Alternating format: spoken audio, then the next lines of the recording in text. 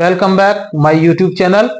और आज मैं यहाँ पर उपस्थित हूँ एक नई क्लास के साथ। और ये आज की जो क्लास है वो खास करके जो बीए 5th सेमेस्टर के जो हिस्ट्री के विद्यार्थी हैं उनको ध्यान में रखकर तैयार की गई है। तो जैसा कि आपको सबको पता है, सब विद्यार्थी जानते हैं कि industrial training research survey report oblique project ये हर सब्जेक्ट में आ गया है। और इससे पहली क्लास में भी मैंने आपको बताया था कि यूनिवर्सिटी ने जो आपके इस सिलेबस में इसको जो शामिल किया है उसके पीछे उद्देश्य है कि जो आत्मनिर्भर भारत का जो एक ड्रीम है माननीय प्रधानमंत्री जी का, उस ड्रीम को कैसे साकार किया जा सकता है और उस ड्रीम में आपका क्या योगदान हो सकता है, इस संदर्भ में ये आपका इसमें शामिल किया गया है। अर्थात आप अपने सब्जेक्ट से संबंधित इंडस्ट्री में जाकर के आप एक प्रॉपर ट्रेनिंग लें और उस ट्रेनिंग के बाद में आप उसकी सर्वे रिपोर्ट अपने संस्थान में जमा करें। ये इसका खास ऑब्जेक्ट है ना। टॉपिक यही है कि industrial training research survey report. तो हिस्ट्री के विद्यार्थी किस तरीके से अपनी इस रिपोर्ट को तैयार कर सकते हैं, आज मैं इसी टॉपिक पर बात करूंगा। और ये आप समझ लीजिए कि ये जो आपका है ये 100 मार्क्स का है, 100 नंबर का आपका ये प्रोजेक्ट या सर्वे रिपोर्ट है। तो आप इसको बहुत ही ध्यान से आप बनाइएगा। चाहे आप किसी भी संस्थान के हैं, रुहेलखंड यूनिवर्सिटी के किसी भी कॉलेज के अगर आप विद्यार्थी हैं तो आपको सिर्फ अपना नाम यहां पर देना पड़ेगा, बाकी सारा डेटा यही आएगा। तो चलिए जल्दी से इसको समझ लेते हैं कि क्या क्या करना है। तो देखो, सबसे पहले आप जो पहला पेज होगा उसमें विषय लिखेंगे। विषय में लिखेंगे औद्योगिक प्रशिक्षण रिपोर्ट और ब्रैकेट में आपका विषय आ जाएगा इतिहास। इसी तरीके से अगर आप पॉलिटिकल साइंस के विद्यार्थी तो पॉलिटिकल साइंस आ जाएगी, सोशियोलॉजी के तो सोशियोलॉजी आ जाएगी, इकोनॉमिक्स के तो इकोनॉमिक्स आ जाएगा, साइकोलॉजी के तो साइकोलॉजी। जो भी सब्जेक्ट आपका है वो सब्जेक्ट यहाँ पर आपको आ जाएगा। ध्यान रखिए, आपको इसमें खास क्या देखना है, आपको अपना पर्सपेक्टिव इसमें तय करना है। और दूसरा, आपको आपके सब्जेक्ट से रिलेटेड कौन सी इंडस्ट्री है जहां पर आप अपनी इस सब्जेक्ट की स्टडी कर सकते हैं वहां पे जाकर के। ठीक है, तो आपका कुल मिलाकर के इसमें ऐतिहासिक परिप्रेक्ष्य आपका होगा इस अध्ययन में। तो पहला जो पेज होगा वहां ऊपर आप लिखेंगे औद्योगिक प्रशिक्षण रिपोर्ट इतिहास विषय। उसका शीर्षक आप लिखेंगे, मैंने एक टॉपिक बना लिया है। आप कोई भी टॉपिक अपनी इच्छा अनुसार बना सकते हैं या आप अपने डिपार्टमेंट से कांटेक्ट करके भी आप वो टॉपिक वहां पे ले सकते हैं। जो भी आपके डिपार्टमेंट के जो प्रभारी हैं, जो आपके हेड हैं, वो जो टॉपिक आपको डिसाइड कर रहे हैं उन्हीं में से कोई भी एक टॉपिक लेकर के आप बना सकते हैं। तो यहाँ पर जो भी टॉपिक उन्होंने दिया है आपको, आप वो टॉपिक ले सकते हैं या उससे अलग भी आप इस टॉपिक पर भी आप लिख सकते हैं। ये भी इतिहास का ही टॉपिक है, औद्योगिकीकरण और समाज पर इसका ऐतिहासिक प्रभाव। ठीक है, अगले में लिखेंगे प्रशिक्षण अवधि, किस डेट से किस डेट तक आपने सर्वे किया है। तो मैंने एक ऐसी डेट बना के लिख दी है, ये 22/12/2024 से 6/12/2024 गलत हो गया है, ये 6/1/2025 तक। ठीक है, ऐसे आप कोई भी डेट आप बना सकते हैं जो डेट भी आपने डिसाइड की हुई है। फिर स्थान आप इसमें लिखेंगे, जैसे कोई भी जो इंडस्ट्री है जहां पर आप इस स्टडी को कर रहे हैं, जैसे मैंने यहाँ पे लिख दिया पीतल उद्योग मुरादाबाद। तो आप कोई भी जो इंडस्ट्री है उसका नाम यहाँ पे दे सकते हैं। जैसे कोई भी शुगर मिल है, जैसे धामपुर शुगर मिल है या डीएसएम शुगर मिल है या फैजाबाद शुगर मिल है, जो भी इंडस्ट्री आपके पास में है, चाहे वो चावल निकालने वाली कोई भी इंडस्ट्री है, पीतल के सामान बनाने की कोई फैक्ट्री है या किसी और दूसरे काम को करने वाली कोई भी फैक्ट्री है, वो जो भी इंडस्ट्री है वो उसका नाम आप यहाँ पर दे देंगे। इसके बाद में अगला प्रस्तुतकर्ता, अर्थात यहाँ पे आपका अपना नाम होगा, जो भी आपका नाम है, जो विद्यार्थी है उनका जो नाम होगा वो इस कॉलम में उनका नाम आ जाएगा। इसके बाद अगला जो है उसमें है स्थान। स्थान की जगह पर आप इसमें लिखिए संस्थान। ठीक है, संस्थान है ये। संस्थान का मतलब जहां पर आप अध्ययनरत हैं, जिस कॉलेज से आप पढ़ाई कर रहे हैं उसका यहाँ पे नाम आ जाएगा। जैसे हिंदू कॉलेज है, केजी के कॉलेज है, डीए के कॉलेज है, गोकुलदास है, एमएच कॉलेज है, या मान लीजिए जीएफ कॉलेज शाहजहांपुर है, एसएम कॉलेज चंदौसी है। जो भी संस्थान आपका है जहां के आप विद्यार्थी हैं वो नाम आप यहाँ पे दे देंगे। इसके बाद लास्ट में आता है प्रस्तुतिकरण की तिथि।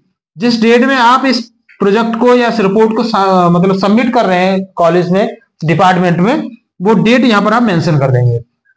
अब बात करते हैं इसका जो अगला पेज होगा, सेकंड पेज। वो सेकंड पेज होगा, उसमें आप लिखेंगे आभार प्रदर्शन।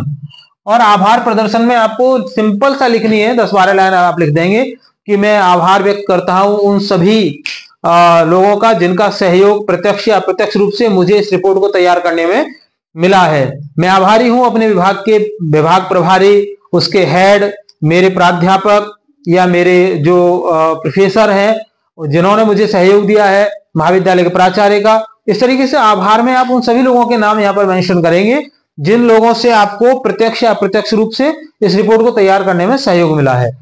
फिर अगला भी पेज आ जाता है, पेज नंबर 3। वहां पे आप लिखेंगे विषय सूची। विषय सूची में आपको अपने कंटेंट्स बताने पड़ेंगे कि कौन कौन से कंटेंट्स आप इस रिपोर्ट के अंतर्गत इंक्लूड कर रहे हैं, शामिल कर रहे हैं। जिसमें सबसे पहले आपको प्रस्तावना में आपको बस वही खास बात आपको बतानी है कि औद्योगिकीकरण ने समाज, अर्थव्यवस्था और राजनीति में एक बहुत बड़ा बदलाव जो है किया है ना। ये सर्वेक्षण का उद्देश्य औद्योगिकीकरण के ऐतिहासिक प्रभावों का अध्ययन करना है ना। विशेष रूप से यह कैसे सामाजिक संरचना, श्रम और सांस्कृतिक परिदृश्य को प्रभावित करता है। इस तरीके से एक छोटी सी प्रस्तावना बना करके आप यहाँ पे उसको लिख सकते हैं। फिर अगला इसका टॉपिक आता है सर्वेक्षण का उद्देश्य, अर्थात उद्देश्य क्या है जिनकी वजह से आप ये सर्वेक्षण कार्य कर रहे हैं। तो उसमें आप मतलब खास तौर पे 3 या 4 आप इसमें दे सकते हैं। जैसे मैंने यहाँ पर इसमें लिखा है कि भारत में औद्योगिकीकरण के ऐतिहासिक विकास का अध्ययन करना। दूसरा इसमें लिखा है औद्योगिकीकरण से सामाजिक और सांस्कृतिक बदलाव का विश्लेषण करना। तीसरा मैंने इसका उद्देश्य लिखा है श्रमिकों और ग्रामीण समुदायों पर इसके प्रभाव का मूल्यांकन करना। और एक और मैंने इसमें इंक्लूड कर दिया है, वो है औद्योगिकीकरण के सकारात्मक और नकारात्मक पहलुओं की पहचान करना। अर्थात औद्योगिकीकरण से समाज में कितने पॉजिटिव चेंजेस हुए और कितने नेगेटिव चेंजेस हुए। इस तरीके से ये आपके सर्वेक्षण के उद्देश्य में आ जाएंगे। फिर आता है तीसरे नंबर पे औद्योगिकीकरण का ऐतिहासिक परिचय, अर्थात जो इंडस्ट्रियलाइजेशन है उसकी हिस्ट्री क्या है ना, उसका ऐतिहासिक परिचय क्या है वो थोड़ा सा इसमें आप बता देंगे। जैसे प्रारंभिक औद्योगिकीकरण कब से स्टार्ट हुआ था, जैसे ब्रिटिश शासन के दौरान औद्योगिकीकरण की शुरुआत कैसे हुई, कपड़ा उद्योग, रेल उद्योग और खनन उद्योगों का विकास कैसे हुआ। इसी में आप बता सकते हैं स्वतंत्रता के बाद का जो औद्योगिकीकरण है उसमें जैसे स्वतंत्र भारत में पंचवर्षीय योजनाओं के माध्यम से औद्योगिकीकरण का विकास हुआ है ना। सार्वजनिक और निजी क्षेत्रों का इसमें क्या योगदान रहा। इसी तरीके से ग्रामीण और शहरी क्षेत्रों पर इसका क्या प्रभाव रहा है ना। ग्रामीण क्षेत्रों में बड़े पैमाने पर जो है शहरी पलायन हुए, मतलब गांव से लोग निकल के शहरों की तरफ आ गए। इसी तरीके से पारंपरिक जो कृषि आधारित अर्थव्यवस्था थी वो क्या हुआ, वो औद्योगिक अर्थव्यवस्था में परिवर्तित हो गई। ठीक है, इसके बाद में इसके बाद है अनुसंधान पद्धति। अनुसंधान पद्धति में आप बताएंगे कि आपने कौन कौन सी जो रिसर्च टेक्निक है उनका इसमें इस्तेमाल किया है ना। मतलब इसमें आप जो प्रशिक्षण स्थल है उसका नाम बताएंगे, कहां पर आपने इस प्रशिक्षण को लिया है और ट्रेनिंग ली है। ठीक है, उसका स्थान का नाम, उसके विभाग का नाम, साथ ही डेटा कलेक्शन का कौन सा मेथड आपने इस्तेमाल किया है ना, वो भी इसमें आप बताएंगे। और साथ ही डेटा कलेक्शन करने के लिए आपने किन किन जो मेथड्स हैं, जो उपकरण हैं वो कौन कौन से इस्तेमाल किए हैं। जैसे प्रश्नावली के थ्रू आपने डेटा को कलेक्ट किया है, या आपने अनुसूची के माध्यम से किया है, या आपने संरचित साक्षात्कार के माध्यम से डेटा का कलेक्शन किया है, या जो स्टैटिकल जो डेटा है उसका आपने कलेक्शन किया है, तो वो आप इसमें बता सकते हैं। इसके बाद आता है सर्वेक्षण के परिणाम, अर्थात ये जो आपने डेटा कलेक्ट किया है ट्रेनिंग के दौरान उसका रिजल्ट क्या रहा है ना, वो उसमें आप बताएंगे। सामाजिक प्रभाव इसका क्या रहा, श्रमिक वर्ग पर इसका क्या प्रभाव रहा, इसके साथ ही शहरीकरण में इसका क्या योगदान रहा, यानी बड़े शहरों की जनसंख्या में वृद्धि हुई इससे, साथ ही ग्रामीण समुदायों में सामाजिक असमानता इससे बढ़ी है ना, और श्रमिकों की जो कार्य स्थितियों में इससे सुधार हुआ, महिलाओं और बच्चों के जो श्रम में वृद्धि हुई, यानी बाल श्रम बढ़ा इससे, महिलाओं का श्रम बढ़ा इससे। इसी तरीके से आर्थिक प्रभाव कौन कौन से है, इससे नए रोजगारों का इससे सृजन हुआ, नए रोजगार के अवसर इसमें जो है प्राप्त हुए। कुटीर उद्योगों और परंपरागत शिल्प का मतलब ह्रास हो गया, खत्म हो गए। जो कुटीर उद्योग होते थे इसकी वजह से वो बिल्कुल लगभग खत्म हो गए हैं, और आर्थिक असमानता का इससे उदय हुआ है।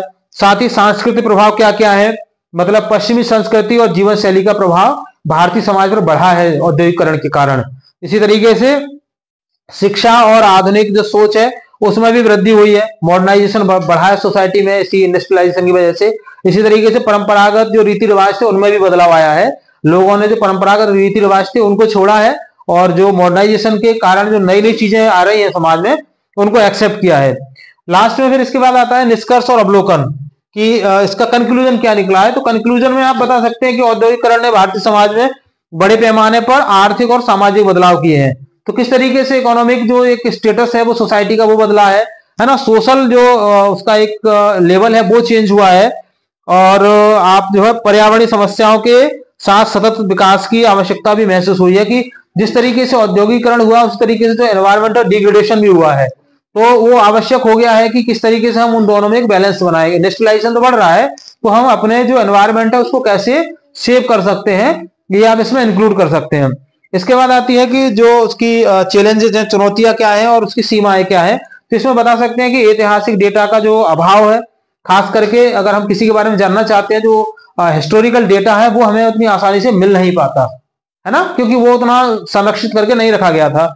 दूसरा इसमें आता है कि सटीक जानकारी के लिए स्थानीय समुदायों तक पहुंच में कठिनाई है, कि अर्थात अगर आप सही डेटा आपको अगर पता करना है इसके बारे में, तो आपको उस सोसाइटी में जाकर के आपको रहना पड़ेगा, और वो काम इतना आसान नहीं होता। तो वहां से डेटा अगर आपको निकालना है, लेना है, तो आपको उसमें उनके साथ आपको उतरना पड़ेगा सोसाइटी में, तभी आप उस डेटा को प्राप्त कर सकते हैं। इसी तरीके से समय की कमी के कारण सीमित क्षेत्र का सर्वेक्षण, क्योंकि समय उतना ज्यादा नहीं होता, तो जितना समय है उस समय पर हम क्या करते हैं, एक छोटे से एक लिमिटेड जो एरिया है ना उसी का हम सर्वेक्षण कर पाते हैं। ठीक है, इसके बाद आता है लास्ट में सिफारिशें कि जो स्टडी की है इसके आधार पर आप क्या सिफारिशें आप जो है इसमें आपका देना चाहेंगे। तो सिफारिशों में आप बता सकते हैं कि ग्रामीण कुटीर उद्योगों को पुनर्जीवित करने के लिए सरकारी नीतियों की आवश्यकता है, कि गवर्नमेंट एक ऐसी पॉलिसी लेके आए जिससे कुटीर उद्योगों को दोबारा से पुनर्जीवित किया जा सके। इसी तरीके से श्रमिकों के अधिकारों और कल्याण पर अधिक ध्यान दिया जाए, पर्यावरण अनुकूल औद्योगिकरण को प्रोत्साहित किया जाए, कि इस तरीके से इंडस्ट्रियलाइजेशन किया जाए जिससे कि पेड़ पौधों का नुकसान ना हो, अधिक से अधिक हम पेड़ों को बचा सकें, उनको संरक्षित कर सकें। इसी तरीके से ऐतिहासिक औद्योगिक स्थलों के संरक्षण के लिए भी कदम उठाए जाए।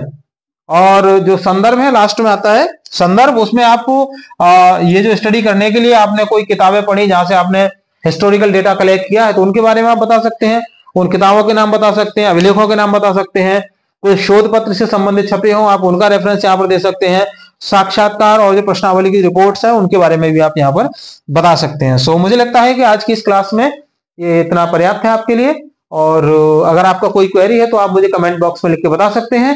मैं कोशिश करूंगा कि आपकी उस समस्या का समाधान कर दिया जाए, और अगर चैनल पर नए हैं तो उसको आप सब्सक्राइब कर लीजिए, और पसंद आए तो दूसरों को शेयर करिए। आज की क्लास में बस इतना ही, मिलते हैं नेक्स्ट क्लास में। Thank you for joining to me. जय हिंद।